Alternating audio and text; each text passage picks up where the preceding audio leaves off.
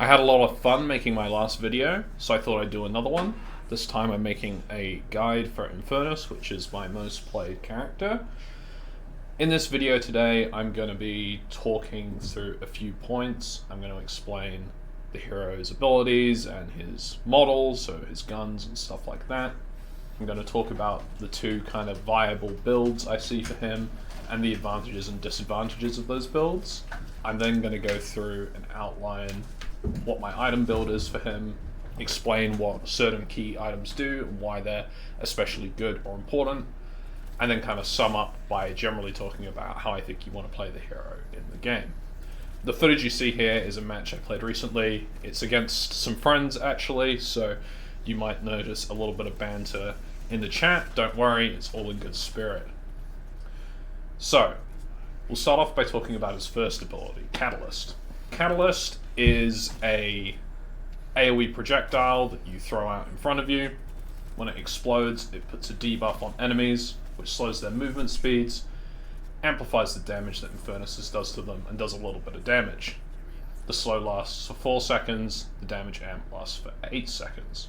If you put an ability point into it, you get an extra charge. The next 2 ability points gives Infernus 20% lifesteal, spell and bullet damage lifesteal against the targets. And when you max it out with 5 ability points, you get an additional 10% damage amp and a 40% heals or regen reduction. Infernus' second ability is Flame Dash. He runs forward at an enhanced speed. You can hold down left click to run even faster or cancel it by pressing space. You leave a trail behind you that places a dot on any enemies that stand into it. It does 40 damage per second. The dash lasts for 3 seconds, and the trail lasts for 4 seconds after you pass over a tile. If you put 1 ability point into it, when enemies are affected by the debuff from the dot, they get a 30% fire rate for 7 seconds. When you put another 2 ability points in it, you get an additional 45 damage per second. And then when you max it out with another 5 ability points, the cooldown's reduced by 20 seconds. Infernus' third basic ability is Afterburn. This is a passive. How it works is when he shoots enemies, he applies a debuff to them, and when it maxes out, they take a damage over time. At base, they take 15 damage per second for 3 seconds. You get 10% build up per shot, or 16% for each headshot. And build up decays over 15 seconds. If you put an ability point into it, people that are affected by the dot, not the debuff, the dot itself, get a 30% reduction in their spirit damage. If you put another 2 ability points, you get another second of burn.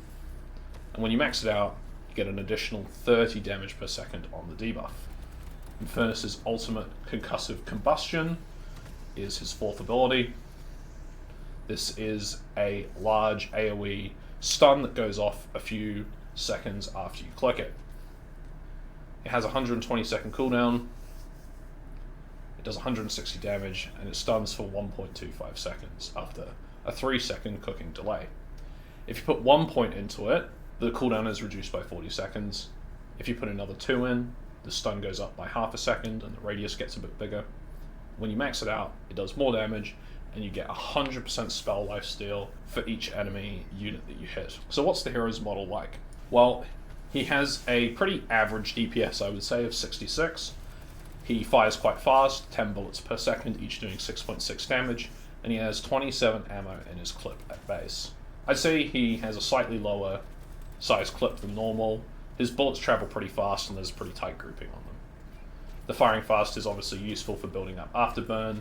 I'll note as well, at level 1 with no items, if you headshot a creep, you will kill it before you run out of ammo, so you can secure the orb, but you won't do this with a flag bearer. He has the base melee damage that every character except for Yamato has. She has additional melee damage. He has slightly more than average health with the average amount of HP regen, the normal amount of base move speed, and the pretty usual 3 stamina. So now moving into how I think you can play the hero, I kind of see there's sort of 2 main viable builds for him. So the first is like a spirit damage brawler. I think this is probably most like the hero Leshrac from Dota 2, if you're familiar with that. The other is like as a spirit damage clicker. I don't really think there's any super good analogs from other games, but you kind of do a mixture of bullet and spirit damage with this build. As a general comment for both these builds, the hero does a lot of damage to objectives and a lot of spirit damage generally, and that remains true regardless of whether you play him as a brawler or a clicker. For the brawler, how I suggest you build him is you take your Flame Dash first, Catalyst second, and then get the rest of your abilities. You put your first 3 ability points into Flame Dash, because this increases its damage significantly, over doubles. And then you put 1 point into your ultimate concussive grenade when you have it, because the cooldown reduces significantly, and this lets you be more active in the mid game as you make plays. From there you go back and max your Flame Dash, and then kind of do whatever you want based on the game. Usually I'll max the Catalyst if they have a lot of healing for the healing reduction, otherwise I'll max Afterburn. So what are the advantages of this build? Flame Dash is really high damage. It does a lot more damage than Afterburn until you have a lot of spirit items where the spirit scaling brings them closer together. If you're playing around Flame Dash, you're less single target focused and you output damage to everyone in a fight pretty much. Flame Dash is your best farming tool, and having it a low cooldown makes you better at pushing waves and jungling, and I think this is really, really important. And then lastly, building him as a durable character makes it easier to get close to enemies and use your ult and Catalyst in team fights, because these don't actually have huge ranges. What are the disadvantages to this build? Well, the first is that you're very cooldown dependent in lane. When Flame Dash isn't up, you don't really do a lot, and you kind of just have to wait for it to come back up. If enemies are good, they can exploit this and play aggressively while it's on cooldown. The second is that it only really deals one type of damage, spirit damage. That makes it pretty easy to itemize against for enemies. If they buy spirit armor, you don't really do anything else, and so it's kind of easily dealt with in that fashion. The other is that this build has a really hard time dealing with enemies that are in the air or evasive, so Grey Talon and Vindicta are probably the 2 most obvious examples of this. It's really difficult to hit them with your stun because they're so high up, unless you buy a Phantom Strike or a Warp Stone, or they kind of waste their cooldown, so you'll struggle to deal with them. And then the last is that when you do this build, you're pretty reliant on your Spirit Lifesteal, and so heal reduction is pretty effective against it. And you're also quite vulnerable to slows, because if you're slowed, you can't get many enemies with Flame Dash, and it reduces the effectiveness of your build. I'll talk about the clicker build now. To do this, you'd skill Afterburn first, then Flame Dash, then go on to get Catalyst in your ultimate. Put your first 3 ability points into Afterburn. From there, you kind of have to look at how the game is going. If it's looking like fighting is not going to be very successful, either because they're not making themselves available on the map, or you guys are getting crushed, I would go back and max Flame Dash so you can farm and push out waves. Otherwise, I'd put 1 point into Concussive Combustion to reduce the cooldown of it, and then max out your Afterburn. And from that point, you can kind of do whatever. Probably, I would still max Flame Dash at that point, and then go back and get Catalyst. What are the advantages of this build? Well, you output pretty high damage to a single target. You're not very cooldown dependent in lane. As much as the enemies appear and you can click them, you're able to put Afterburn on them and do damage, so in that respect, you're not as exploitable as you are with Flame Dash when it's on cooldown. You don't have to be as close to enemies to do damage to them, and you tend to do a mix of damage types, so it makes itemizing against you a little bit harder. Now, what are the disadvantages? The biggest disadvantage is you're bad at farming, and you're bad at pushing out waves when you don't max Flame Dash. And that's really why I think the Flame Dash build is superior. If you could have equal farm on both, I think either would be probably about as good as the other, but because it's so much harder to farm and get those waves out if you don't have Flame Dash skilled, I think it's a big disadvantage to go this way. In fact, you will often find yourself needing to go back and max Flame Dash even though you're not building around it. Kind of following on from this a bit as well, you tend to buy less durability with this build because you need to buy more clicker stuff. Because of that, it's sometimes a bit difficult to use your whole kit in team fights. You need to be pretty close to people to apply Flame Dash or your ult, or even the Catalyst doesn't have a huge cast range, and so if you're not durable, this can be challenging to do. The last is that this build is extremely vulnerable to disarms. If you get disarmed, you kind of don't have anything. You've just got to, run in and use the rest of your stuff, and then at that point you might as well be playing the Flame Dash build. Now moving on and talking a little bit about items.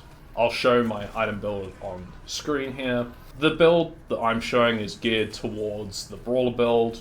I will note that when you're doing the clicker builds, you tend to still buy pretty similar items. However, you may want to buy the items in here in different orders. A notable item that's not included in this that you would likely want to get when you're doing the clicker build is Rapid Rounds, because it gives you a lot of fire rate in lane, but the loss in durability is really worth it for the Flame Dash build. Early game, your goal with the items is to maximize your spirit damage, make yourself durable, and win your lane. You're aiming to come out of lane, able to be mobile and sustainable on the map, being able to farm aggressively and take opportunistic fights where you think they're good for whatever reason. I'm just going to talk through some key items from the build. Obviously all the items are in there for a reason and good, but these ones I think are worth highlighting. So the first is Infuser. This is probably the best individual item for its cost that you could get. I hold this basically all game. I feel really bad if I ever have to sell it. It gives you a huge amount of spirit power and lifesteal. When it's active, you get 20. That's nearly as much as Improved Spirit, which costs 3,500, an item that's 7 times more expensive. The 20% spirit lifesteal is also quite a lot. From memory, even more than you get from just the spirit lifesteal item. That's a item that's over twice as expensive as well. It also gives you 50 bonus health, which is very welcomed because, like I said, you want to be durable. And it gives you 10% more ammo, which is also very useful because Infernus has a somewhat small clip and really enjoys being able to shoot enemies a lot. The next item I want to highlight is Enduring Spirit. This item is pretty mundane. It just gives you more HP, a little bit of spirit lifesteal, and a little bit of spirit power. However, it is really useful. In lane, how you want to play is flame dashing through enemies and waves, and so having additional HP to kind of tank hits while you're doing that, plus spirit lifesteal to sustain back up afterwards, is extremely useful. Now the last item is Basic Mag. I think this item gets overlooked a lot. I think it's good on a lot of characters, but it's especially good on Infernus because, like I said, his clip is small and he really appreciates that extra ammo. It makes it easier to get up and keep up afterburn on enemies and fights, and just helps generally with your lane because you don't keep running out of ammo when you're trying to get those orbs. Mid-game items aim to increase your survivability and damage output. You want to be able to participate in team fights but still output high damage to objectives. The first item I want to highlight here is Duration Extender. Duration Extender is extremely good because it both extends the amount of time you're in the Flame Dash, but also the duration of the dots from Flame Dash, Afterburn, and the stun from your ult. Additionally, it gives you some durability and a bit of spirit power, all things that Infernus wants. Mystic Vulnerability is the next one I want to highlight. This is extremely good too. It reduces the spirit resistance of everyone you hit with Flame Dash for quite a long time, 6 seconds, and each time the dot applies, it refreshes that duration. This increases your damage output, but also helps your team who might also be doing spirit damage. Next item I want to highlight from the mid-game ones is Enduring Speed.